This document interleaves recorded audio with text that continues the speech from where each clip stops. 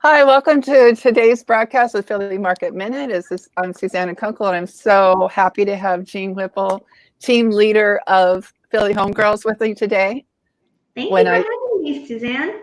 I'm so excited. We get together more often this way than we were before restrictions, but I love it. The reason I asked Jeanne today is we're focusing on neighborhoods, and I think about Fishtown.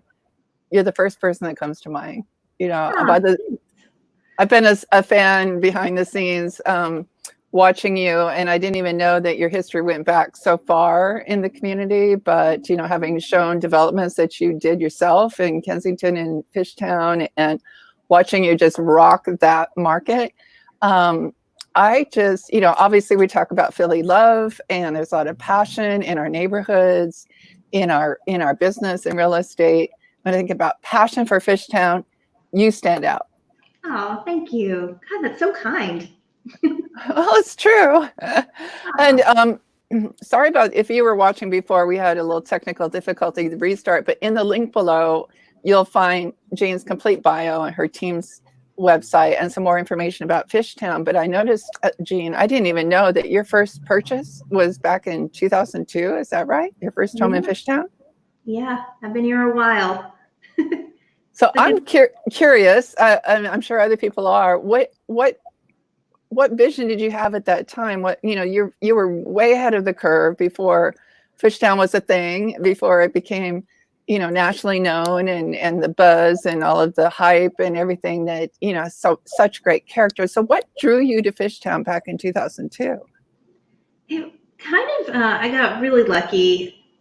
It's a crazy story. I'll try to make it short because I'm famous for a long story. I was born in, I'm just kidding. But I came to Philly from South Carolina, where I grew up, to go to the University of the Arts in 1996. And for some odd reason, I just thought Philly was too small. So I transferred to the School of the Art Institute in Chicago in 98. And I stayed in Chicago for 4 years, and met my husband, and we started looking at Chicago to live. And the real estate was so high and just terrible options that we decided to come back to Philly together, because we both lived here before we lived there. So we come back to Philly, and I come back for this job at a sculpture factory in Kensington. Wow. And I was living in the building across the street from Pat Steaks that Frank Oliveri, who owns Pat's, owns this building, and they chop up the steak on the first floor. So I was renting this property, and I was commuting with no car from 10th and Wharton to Allegheny and Kensington. And as I was getting on the train, I was taking the L, and I was passing Fishtown, and I was going, what is all of that? Because you see the whole neighborhood on the train. Like, it looks nice, it's organized, there's little rows of houses and trees. What is it? So my husband and I knew we were going to try to buy real estate because we tried in Chicago. And we started driving around here, and we had $12,000 between the two of us. We thought we needed 20% down. So we bought the best house we could find for $60,000. And it was on Tulip in New York. Mm-hmm. And the house has a great story because we fixed it up. I loved it at first sight. It was kind of crazy. My parents came from, they took a trip up here to see it from South Carolina, and they thought they were taking a trip up here to congratulate us on our engagement, but that wasn't it. And they gave us the gift they were going to give us to help us out. It was $200. And they looked at the house and were like, yikes, you guys are nuts. So it was the ugliest house in Fishtown at the time, and we fixed it up and we sold it 7 years later for $270,000. So we made $200,000 on that house. Excellent. Excellent. I didn't really realize the depth of your art background. That's fascinating. Yeah, I used to be good at drawing. You and me both. You still stay involved in sculpture, or? I do a little bit. I help, I have a partner. He and I went to UArts together in 96, and we build houses together. So I have a little bit of say in what goes, and that's my creative outlet. Excellent. Well, it's certainly your artistic flair shows in how you market your company. You've always been cutting edge and great with the Philly Homegirls, as well as your design aspect of your own developments and remodels. It really comes through. So now here we are with Fishtown. It's one of those things that happens, it gets discovered, and then becomes a whole different thing. One of the questions that I get a lot from clients is about the future of Fishtown, aside from our current crisis, although I don't want to diminish that. But, as neighborhoods evolve, like Northern Liberties kind of hit a point, Point Breeze hit a point where they sort of plateaued a little bit, when you have these huge price escalations, values went up 20% in a year, et cetera, et cetera. And then the news is always, the national news is always a little bit behind trends, correct? So, obviously when people buy a home, you buy it for the life, to have a home. And I always feel like Fishtown's a great choice for a great place to live. On the financial analysis side, how would you counsel someone about the future values there? Well, it depends. I feel like you have a little bit more opportunity to gain appreciation if you're flexible on the location in Fishtown, because there's different parts of it. And I segment the zip code by the neighborhood associations. So if the closer you are to the subway stations and to the Fishtown Neighborhood Association boundaries, the more expensive the houses get. So if you don't need the subway every day and you can go a little bit further towards Lehigh or towards Aramingo, you can get a much better price. And the walk is not bad.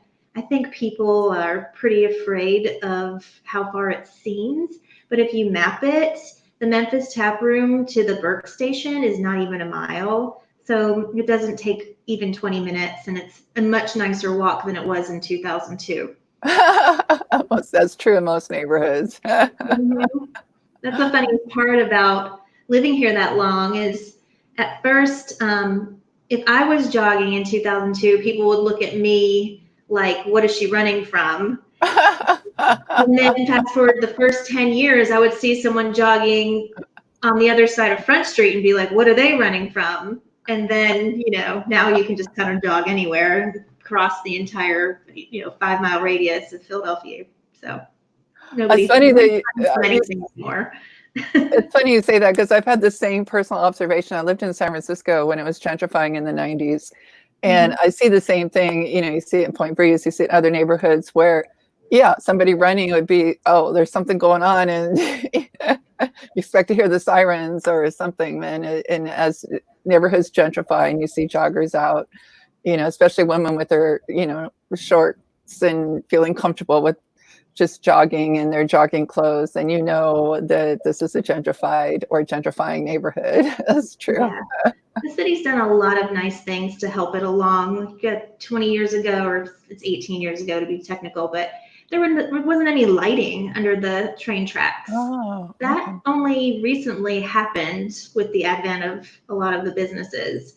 One of the first businesses that opened on Front Street used to be, so 18 years ago, it was a shell, but it was it wasn't a Masonic lodge, it was like an Elks Lodge. And one of my clients bought it, who actually developed the original TLA with his brother, and he continued to develop different properties around the city, but in places you would never think. Like when they built the TLA on South Street, it was no man's land. So he bought this building and he opened a bar there called Shenanigans, which he then sold to the owners of Johnny Brenda's. So now it's the International. But when he opened that bar, there was a neighborhood meeting that required him to put in all this lighting. And as every bar opened kind of from that spot, north and south, all the lighting came slowly but surely. And then the city took over the lighting project, and there's LEDs under there now. So when you go at night under the tracks, it looks like daytime, but it wasn't always like that, not that long ago. That's really helpful, and that insight about the neighborhood association map is very helpful as well. So, I mean, I sometimes describe myself as a closet artist or non-practicing artist, and I have to put some of my drawings on the wall just to remind myself that I have that side, because I'm not really doing much with it. But definitely, I was new to Philly in 2011. And was aware of the trends starting around then, like artists and musicians moving into Fishtown. which happened in other neighborhoods in New York and Alphabet City and so on, as it's the artists and musicians that often create the character that later becomes quite attractive, for the luxury buyers, frankly. So I'm curious, what do you see happening in the art scene in Fishtown? Has it gotten priced too high for the artists? I don't think so. There's still good deals to have, and with rates being 3%, and we have some lenders that are doing stated income loans and self-employed loans that people can get fairly easily, even in the current lending situation, climate, we'll call it. But there's a lot of storefronts now that they've changed Frankfurt Avenue to CMX1 that are empty. So I feel like it would be a great time if somebody wanted to open a gallery or put a studio in. They could probably get a pretty good deal right now. So living here and working here could be fairly feasible. Like a live-work situation or a storefront? Or even buying a house and working in a little storefront on Frankfurt Avenue, because a lot of the buildings have a small footprint. So a lot of the empty spaces are smaller and easier for maybe someone with a gallery or someone who wants to, make their own work and sell their work there. But my best advice for artists who want to buy is to buy something cheap that's financeable and just use it for their studio. Take out all the walls. It's very hard to acquire a commercial property unless you have cash. So just buy something you can mortgage, gut it, keep the toilet in the sink, throw your lights up, and do your work in there. Create the living space on the second floor or something. Make the whole first floor your studio. That makes total sense. And along those lines, I think the local culture and to me, the charm of Fishtown, of all of the unique cafes and restaurants and bars, and what makes it a unique vibe, a unique ambiance, and a unique community, and the artists and musicians and vendors and restaurant owners, of course, right now, who are probably suffering, greatly from what we're going through with the COVID-19, and we're going to do everything we can to support our local merchants. So what other things, what would you characterize if you had to describe Fishtown to someone from Manhattan? How would you describe it? I feel like Philadelphia is a very economically integrated city in general.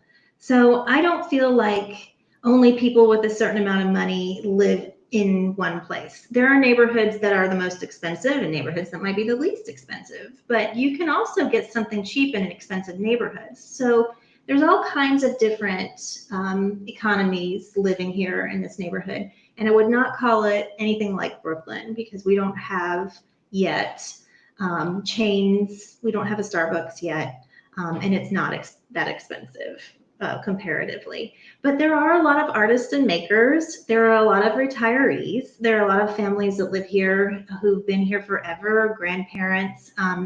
My first neighbor, when I bought my first house for $60,000, he was 96 years old the entire time I lived there. For all 7 years, he was 96 each year I lived there. And he raised 7 kids in that house, and they all live kind of nearby, 7 sons actually. And he told me who was born in that area, who died in that area, that there was a train that used to go up and down York Street that would take you to the shore. I mean, it's a variety of people. So I feel like no matter what you're into, there's something here. There's a lot of places to work out. There's a lot of athletes, not professional athletes, but, athletic people. There's a lot of culinary people and doers and makers, and they collaborate. I don't know if you've seen leavephillyalone.com, but it's a collaboration that came out of a branding studio, True Hand. They did our website and logo, and they've created a t-shirt that's selling rather rapidly, and it says Leave Philly Alone, and every one that's sold, it's $10 to a small business. And a lot of the small businesses are in Fishtown, but they're located in Fishtown. They have a live workspace on Susquehanna That's a church that I live in, and also a tattoo studio. But it's a hub of artistic activity. It's so fascinating. And it's so hard when you have people from other cities that work with clients, because Philly is so unique. Mm-hmm. And the vibe, and I think Fishtown really exemplifies that. That you just have to go have brunch, walk around, experience it, smell the flavors, see the sights, browse. There's no way to, and we certainly do explore things digitally, and we're getting better at that. Obviously in the current situation, we'll carry that forward, but nothing can replace, just actually experiencing the neighborhood. Yeah. If I'm visiting from out of state, where would be, let's just assume things are open, okay? Where would be 3 or 4 places you'd want me to go to get that feel? Yeah. Well, first go to phillyhomegirls.com and do our Fishtown walking tour. There you go. It's all spelled out for you.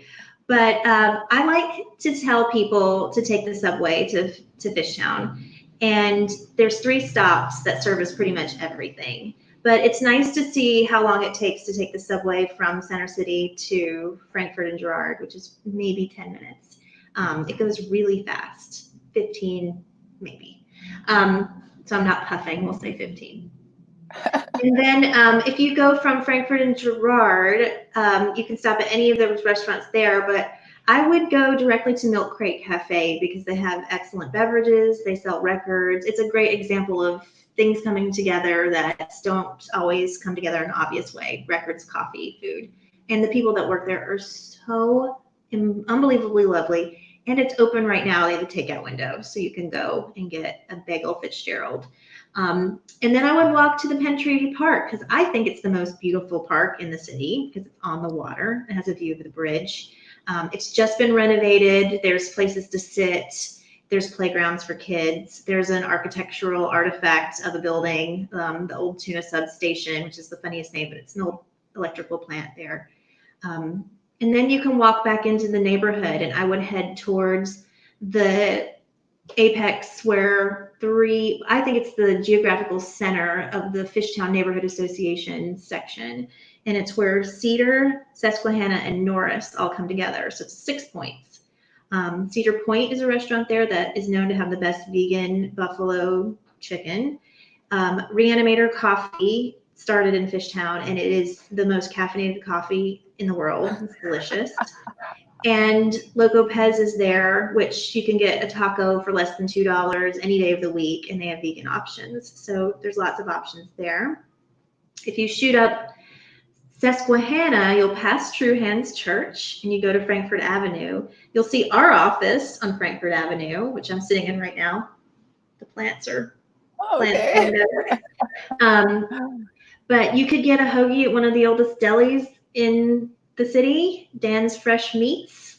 Dan, who started the Fresh Meats, it used to be a shoe store. He's there. He'll tell you stories. You can do all the little shops and boutiques along the way, including Minnow Lane, which is a great place for natural parenting and a hub of activity in the neighborhood. There's a mural that changes every month. A different artist does a mural there every month. They have parenting classes.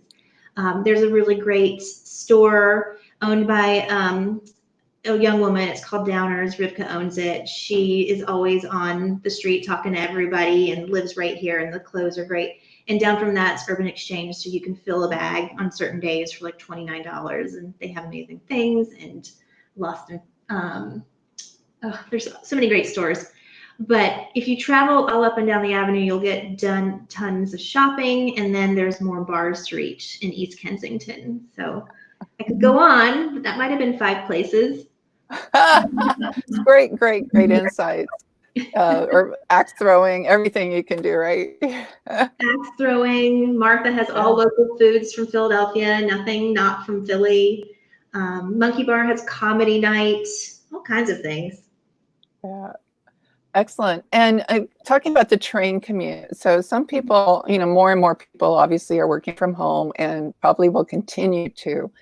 We've seen, I'm sure you've seen too, New Yorkers moving to Philadelphia where maybe one member of the family works from home, the other one has to be in New York maybe 2-3 days a week.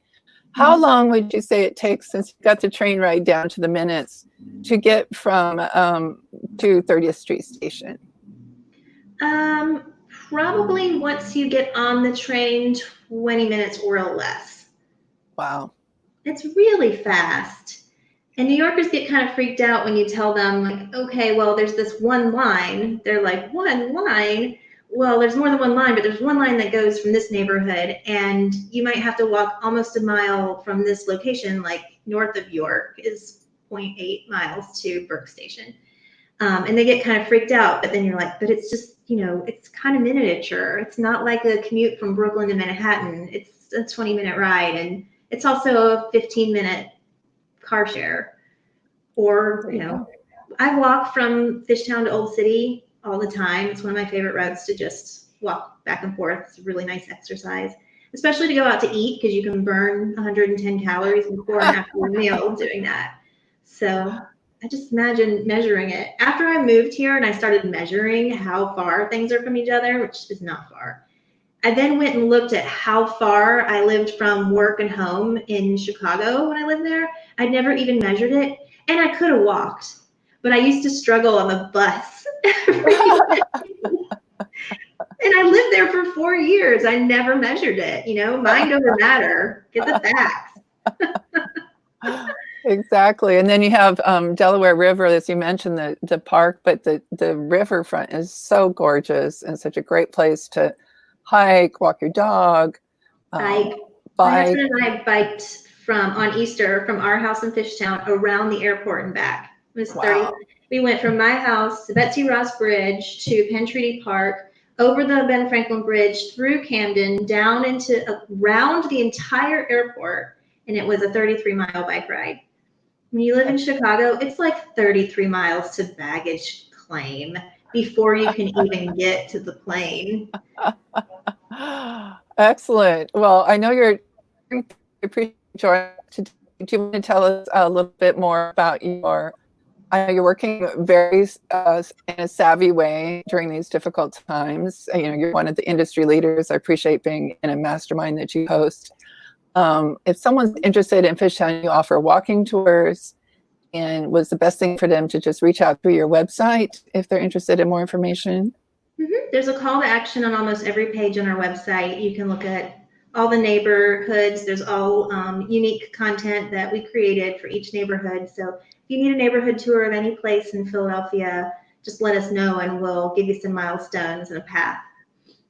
Excellent. Thank you so much. And please, any questions that you have, at Philly Home Girls is on Facebook. You can find Jeanne on Facebook, on Instagram. Go ahead and call her live through the website. Call me. PhillyHomeGirls.com is the website, and you get to know her a little bit more from this introduction today. She has a fabulous team, really top agents in the market, and some great marketing and support staff as well. Thank you so much. Everybody stay safe and let us know how we can help, okay? Thank you, Susanna. Thank you. Until next time. Okay.